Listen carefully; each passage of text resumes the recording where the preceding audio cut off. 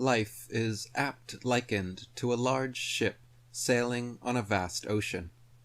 There are no shores in sight, no sails, no paddles, rudders, captain, or steering wheel.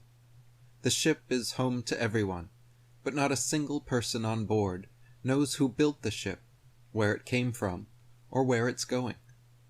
Nobody even knows how they got on board in the first place.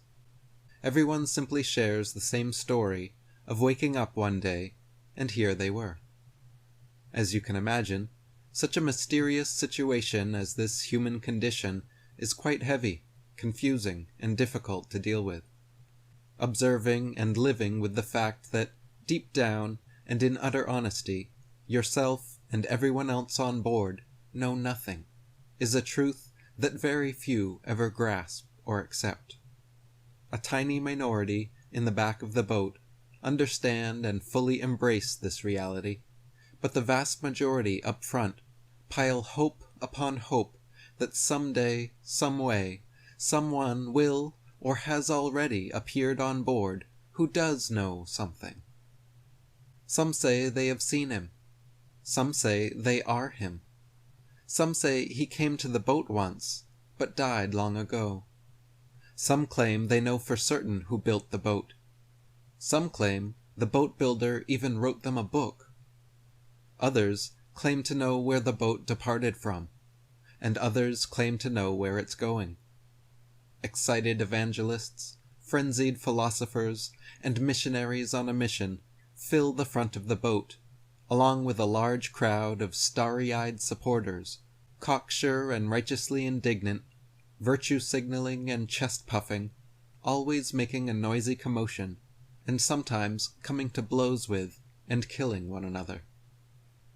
The few who keep to themselves in the back of the boat, the true skeptics, the radical agnostics, those who purposely refrain from all beliefs and retain the eyes of a child, are, ironically, the only ones who will still be open-minded enough to recognize the truth if and when it is revealed.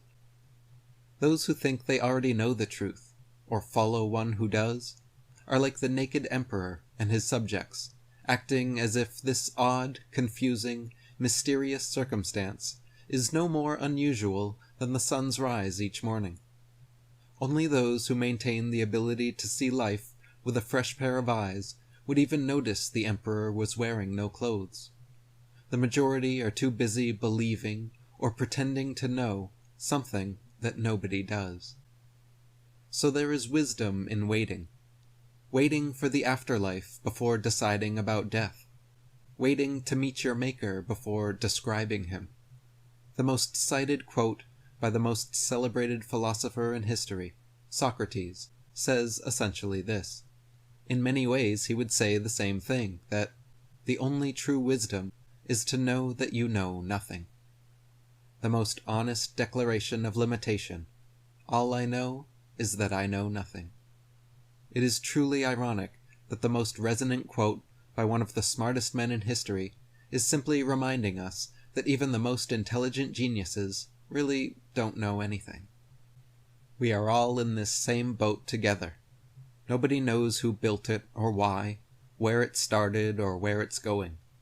But accepting this foundationless foundation is all we have here in the open ocean.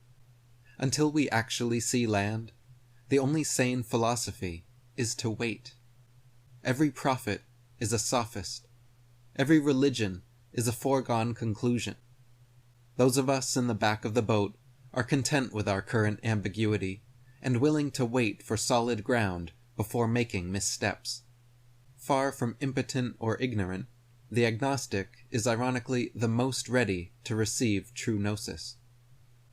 As the philosopher Arthur Schopenhauer stated, he who truly thinks for himself is like a monarch, in that he recognizes no one over him.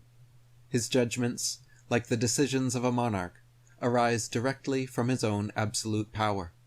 He no more accepts authorities than a monarch does orders, and he acknowledges the validity of nothing he has not himself confirmed.